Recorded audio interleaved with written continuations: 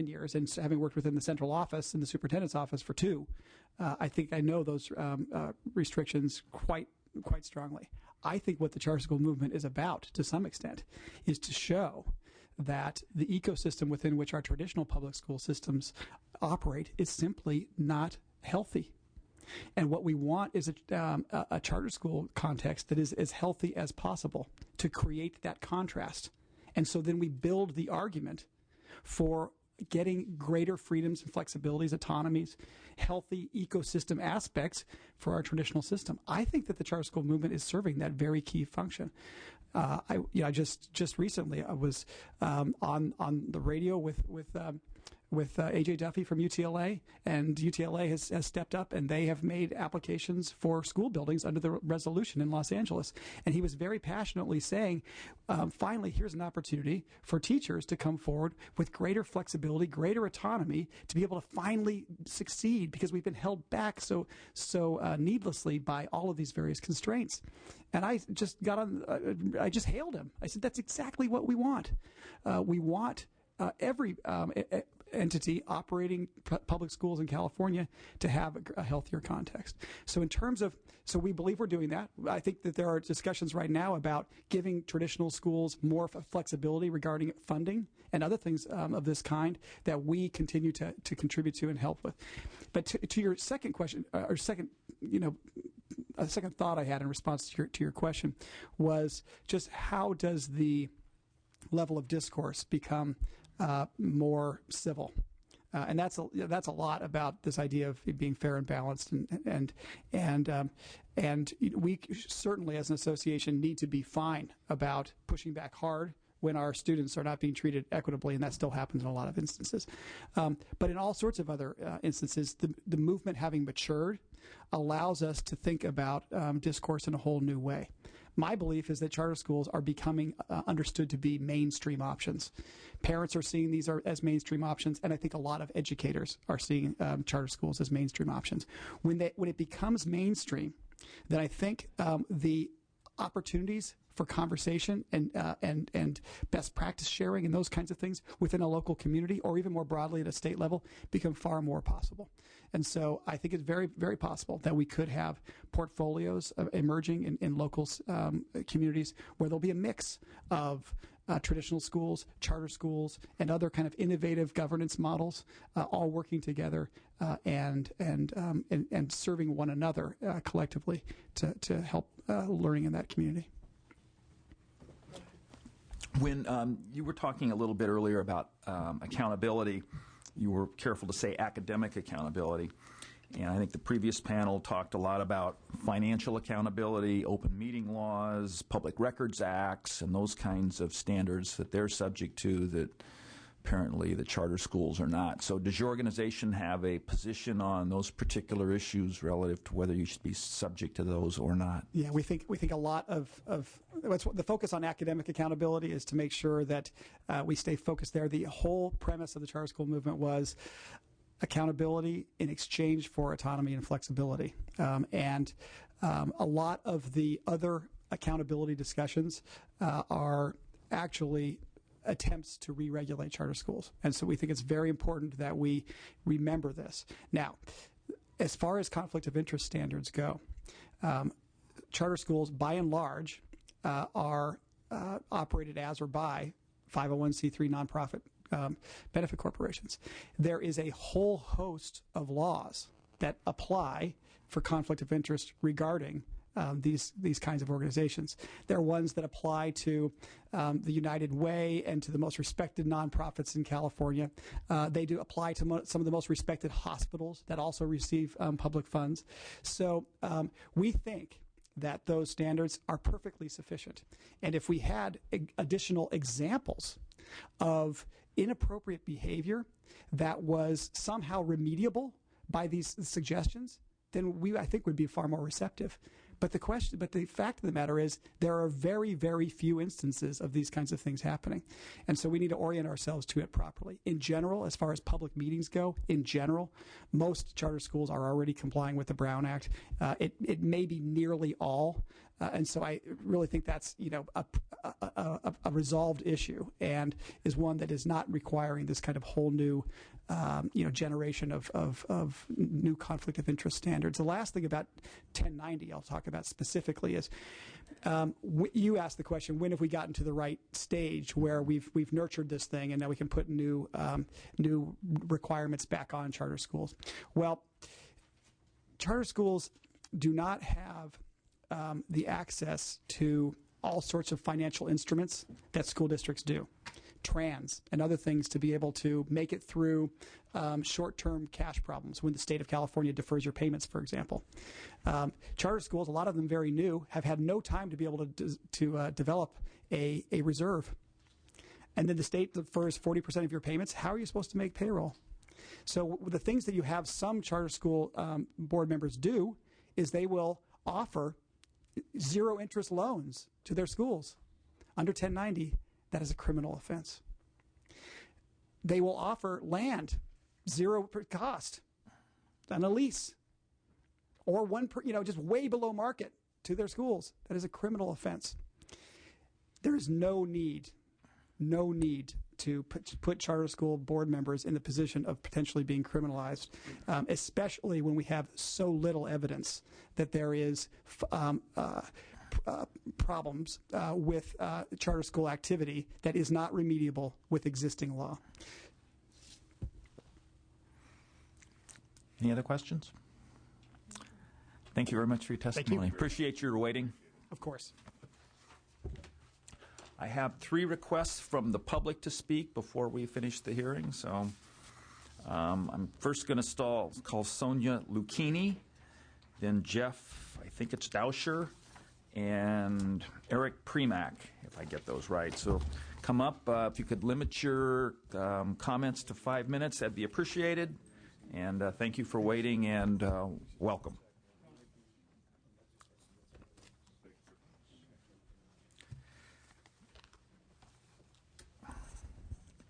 Thank you for having me here today. I'm Sonia Lucchini, the parent of a student diagnosed with high-functioning autism.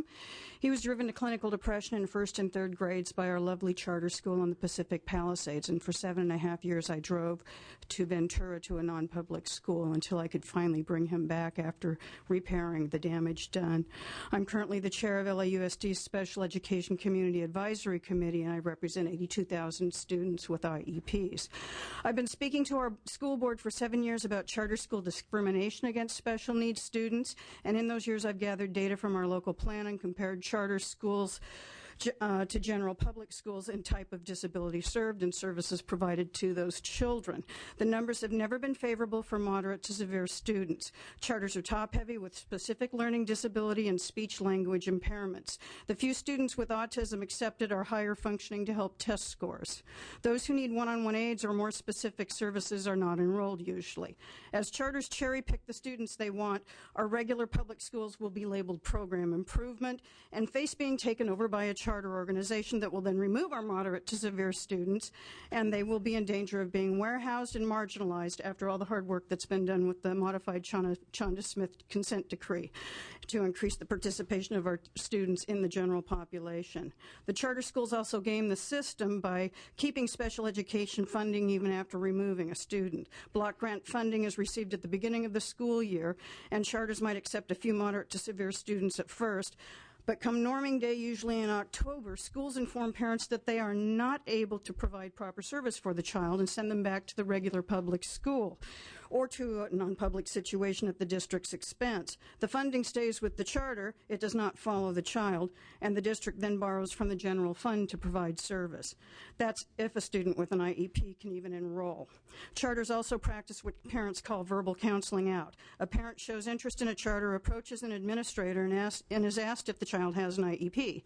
If the answer is yes, then the norming day response is given again. Sorry, we don't have the proper services. You'll be serviced better somewhere else. and many parents don't know their rights and just walk away. There is no official or required means to collect data regarding these verbal refusals, and there should be. With the help of the California Charter School Association, many LAUSD charters have joined a joint powers agreement with the intent to provide special education services through means other than LAUSD's SELPA. They are seriously considering jumping SELPAs and believe that they should not have to be attached to a school district by geography. They think that by leaving the LAUSD SELPA, they can remove themselves from the obligations of the modified consent decree. I've attended their meetings as a member of the public since last June and have mentioned that a special education community advisory committee is attached to a SELPA, not to a district and not to a local school. How do we fit into their plans? I don't think we do, actually. The CAC is a federal and state mandate, yet the JPA cannot give a straight answer on how they will ensure the integrity of the CAC and the participation of those parents. Charters join without consent of the special needs parents to fully disclose what it means. I've asked at these meetings if they've informed the parents about their plans and whether they've allowed public hearings on the pros and cons of leaving the LAUSD SELPA, including Division of Special Education personnel, to answer questions. Not one charter has given full information to the stakeholders regarding the possible SELPA switch. Only charter board members are making these decisions. They do it without full public disclosure to those parents and students who will be most affected by the changes. If charters claim to be parent-driven, why haven't those parents of students with IEPs been notified before a school decides to join the special education JPA? The CCSA charges $5 per ADA for basic membership. The JPA is also charging an additional $5 per ADA for membership in the SELPA jumping plan. The CCSA is a business. It uses dues to lobby you and Sacramento legislators for charter-friendly laws to help press their concerns, and it creates business opportunities for them. Our special needs parents do not have paid lobbyists to press their concerns, and the CAC is an unfunded mandate, which makes it even more difficult for us to help train parents on their rights and responsibilities so they can actively and publicly question these proposals brought forth by the CCSA. Compared to regular public schools, charters provide fewer designated instructional services for the less severely disabled students. The local plan data shows that a regular public school has an average of 12 to 25 services, where a charter has 0 to 7. The LAUSD average is actually about 6.87. Either they are not providing the needed services for the children they do have, or they are not enrolling the students who need additional services. And the data that I've given you on that Excel sheet was from a Freedom of Information Act request that I did in April. And you can look at Mr. Barr's schools, everything that says ANIMO. Look at the total special ed enrollment on the far right, and then look at the SLD right next to it. See how many students are SLD. And then go look at the totals at the very last page. You will see that charter schools are not taking the moderate to severe children. So where do we go? Where do we fit into this? This is a wonderful plan that doesn't involve our children. So thank you very much. Thank you, ma'am. Jeff Dauscher from the CTA.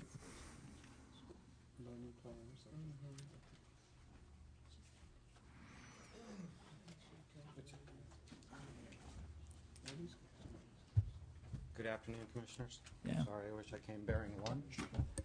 It's usually here by now, isn't it? It's here. Oh, we didn't see it come in.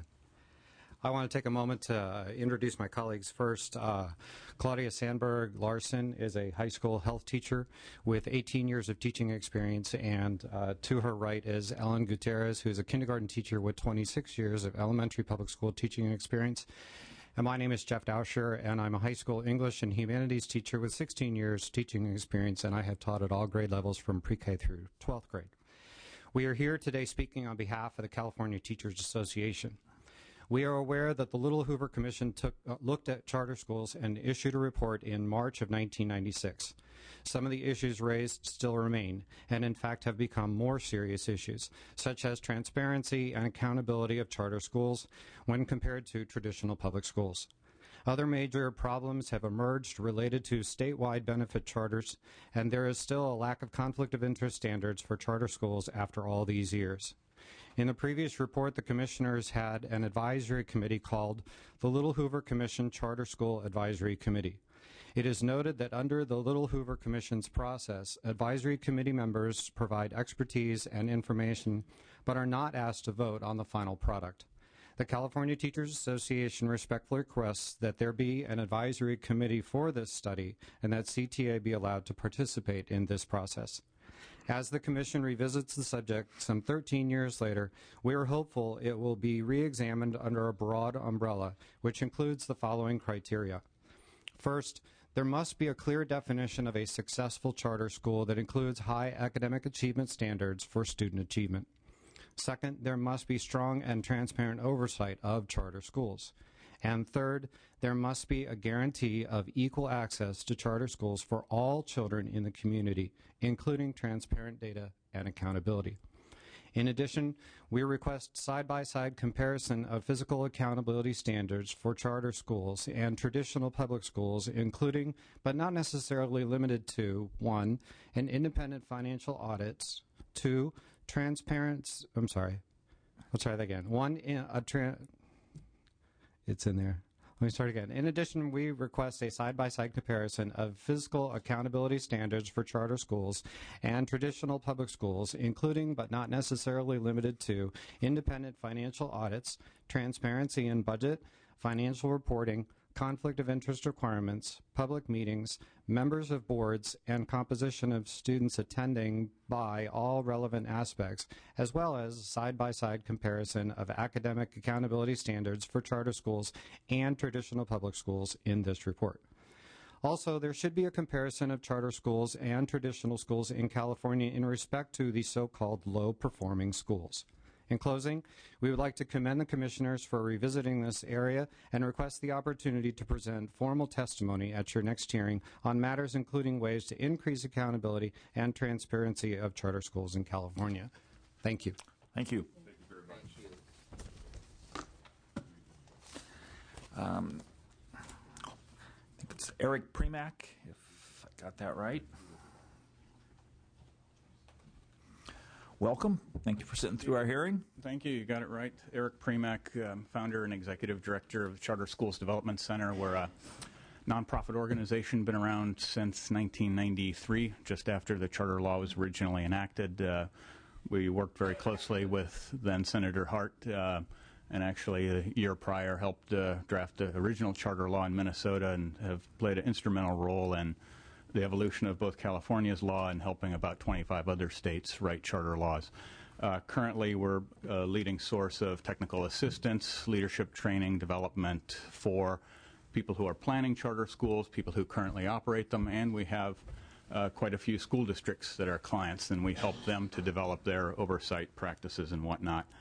I think for the most part, you would probably park me in the charter tribe, if you will. But with a sometimes similar and sometimes distinct view relative to other folks within our tribe. But other times we do a lot of work with school districts and have trained most of the large school districts in how to do charter authorizing and oversight and help them troubleshoot their practices over time. In reflecting on the past umpteen years of charterdom in California, folks often come to me and ask me, well, how is charter schools working in California? And my flip answer is, I don't know. We haven't tried it yet. And part of the reason I say that is that a lot of what was supposed to happen under California's charter law never really came to pass or has been substantially eroded.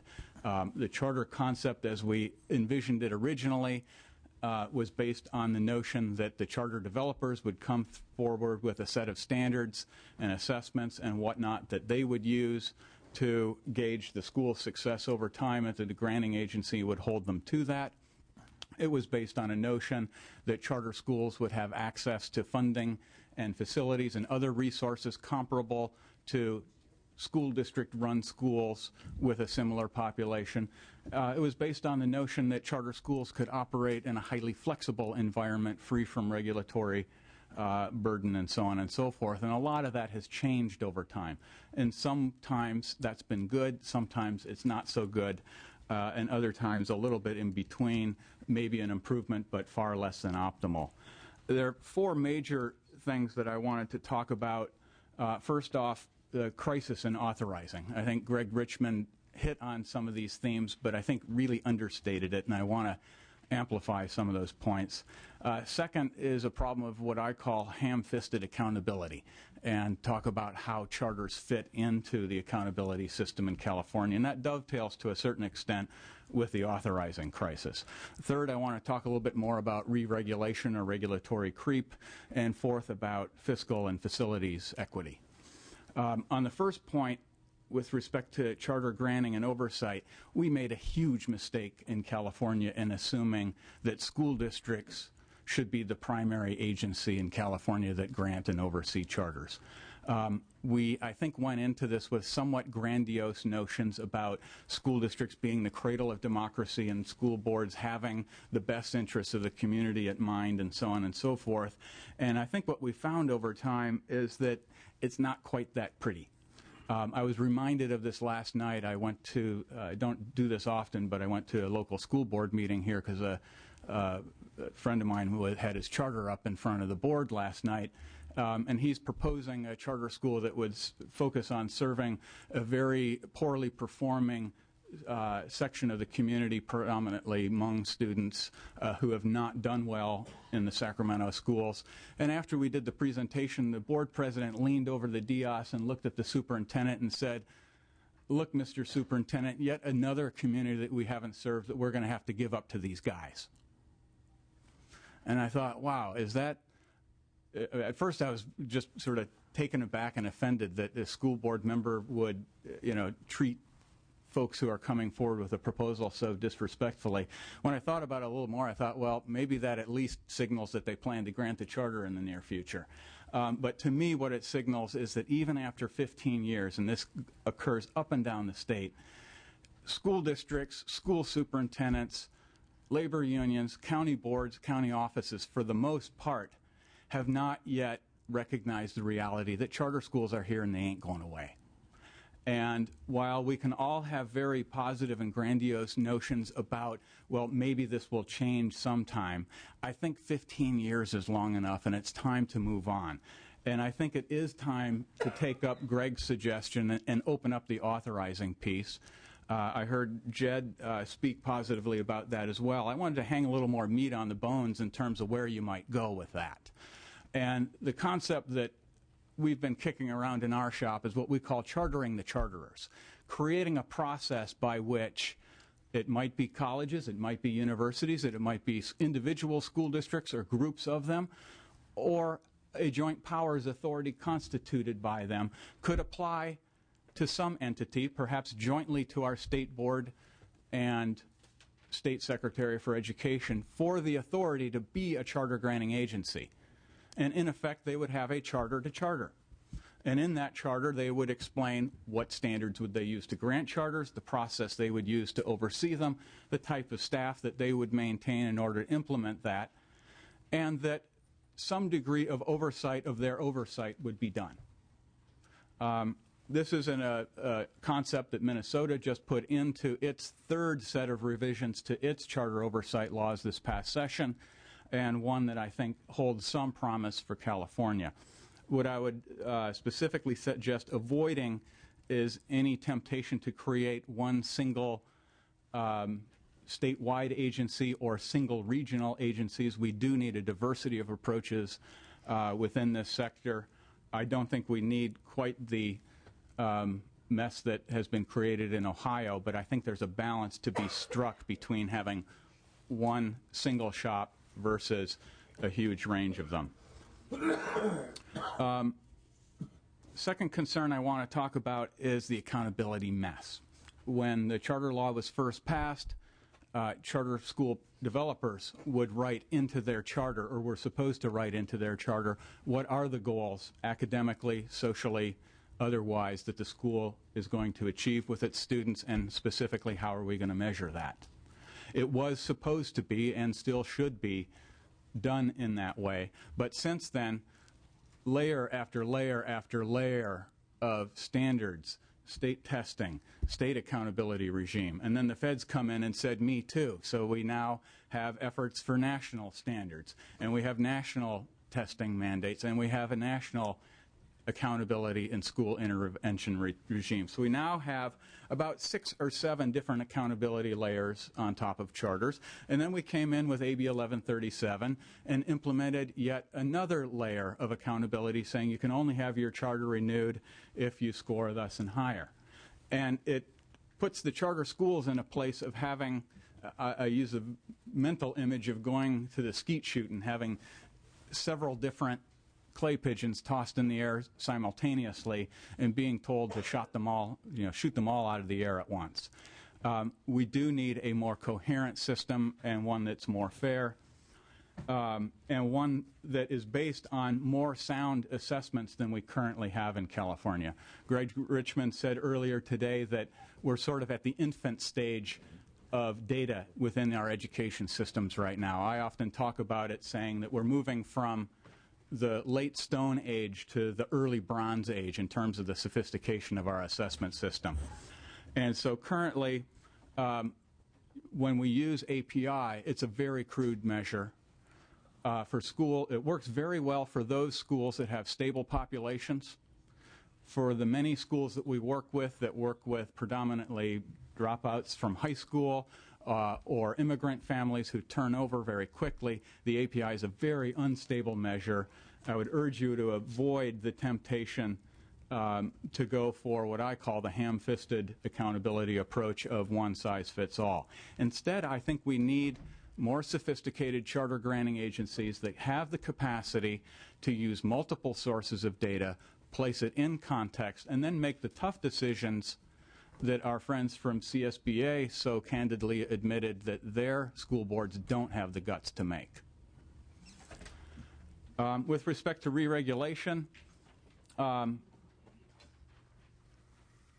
charter schools right now, I think the charter opponents have realized that a full frontal policy assault on charter schools in California and most other states is not going to succeed. Charter schools are here, they're here to stay. So what the strategy has shifted now is to what I call death by 1,000 cuts. And that comes in the form of every year or two, charter opponents and the associations that represent them come forward with whatever this year's additional set of laws we want to impose on charter schools is. Several years ago, they wanted the collective bargaining laws. The next year, they wanted to limit the geographic spread of charter schools. The year after that, they wanted to impose teacher credentialing laws. And over time, the flexibility that charter schools enjoy has been severely eroded. And place yourself in the position of a charter school operator whose fundamental operating position gets undermined every time these new laws come in and make it very, very difficult for you to operate. Some of them just look completely sensible on their face. A law that was imposed several years ago saying that charter schools have to come under the same laws governing proximity to airports that traditional public schools face. Well, sounds great on its face because you don't want to put kids in harm's way and so on and so forth. That law looks very different if you're running aviation high school. Or if you're Steve Barr and you bought an expensive facility, as he noted earlier today, right at the edge of LAX. And it may, in fact, particularly given what kids might have to do otherwise to get to school, may still be a lot safer than the other options available. But these ham-fisted implementation of supposedly common sense laws are very difficult. I recall the year when the laws governing fingerprinting of teachers and banning charter schools from hiring ex-felons was implemented. One of my clients, the entire staff, by design, were ex-felons. The school was run by a social service organization that rehabilitated ex-felons who had chemical dependency problems. The high school that they ran was designed to serve young kids who were on their way to having the same problems that those adults had earlier in their life and overcome. You can imagine the difficulty that created. Eric, could you kind of wrap this up here? Yep. Fourth point, fiscal and facilities inequity. In theory, the charter school funding system has been revised several times. We've played a central role in that. The goal over and over again has been stated to provide fiscal equity. We've made some progress toward that over the past several years, but much of that progress has been eroded. We're now several $100s per student less than what a traditional school district would get for serving a comparable population. That needs to be addressed. It's a difficult thing to do when the state is broke. But at some point in the future, the state's fiscal tide will turn, and we need to commit to that. Thank you. Okay. Do you have that presentation that you could give to us? I don't, but if you want, I can work with your staff to. That'd be terrific. Thank you. Yeah, we appreciate that. Thank you. And then the final request I have is from Zella Knight, if Zella's here.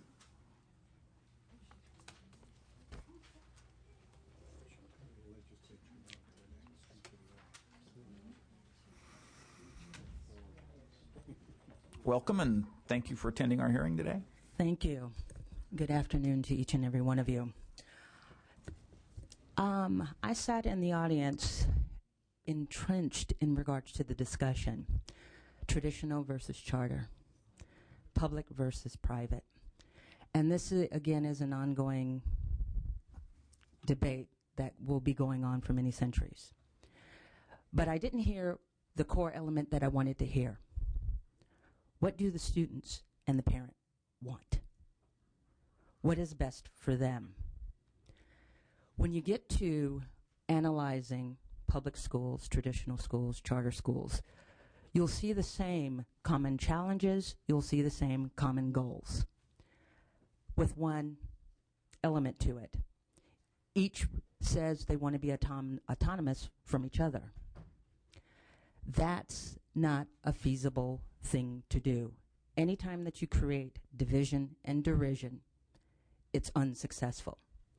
So, getting to the core element of what is needed, we need to have stronger oversight and monitoring when it comes to any school. We need to have accountability measures that are plausible, feasible, and get to the core, which is supposed to be student academic achievement. How do we do that? Well, first, we need to go on the federal level, and we need to make sure and ensure that the law is in alignment, that it is conducive to our state and conducive to our LEAs. When you analyze, for example, No Child Left Behind, which is currently being reauthorized, you will see there is a disconnect. And specifically, there's a disconnect when it comes to parental involvement. Some parts say shall, some parts say may. However, your charter mechanisms say we want autonomy, which means you can or you can't, you don't have to. Again, we're creating division and derision. I think the strong element that we do need to reaffirm is that parent involvement piece. I think we need to ensure that there is equity, that our students with disabilities and our English learners are provided the option, the privilege to have school choice, and go from there. My daughter attends a charter school. Why? Her choice. She's also attended a traditional school. Why? Her choice. Because she saw what would be feasible for her continued education. Both again had the same elements. Both again had the same challenges. So I implore this commission to analyze carefully in regards to getting the alignments of our policy in order so that we can have cohesiveness. Thank you. Thank you, Zella. I have no other requests from the public to speak, so having that, I will adjourn the public hearing, ask the staff to bring in our lunch,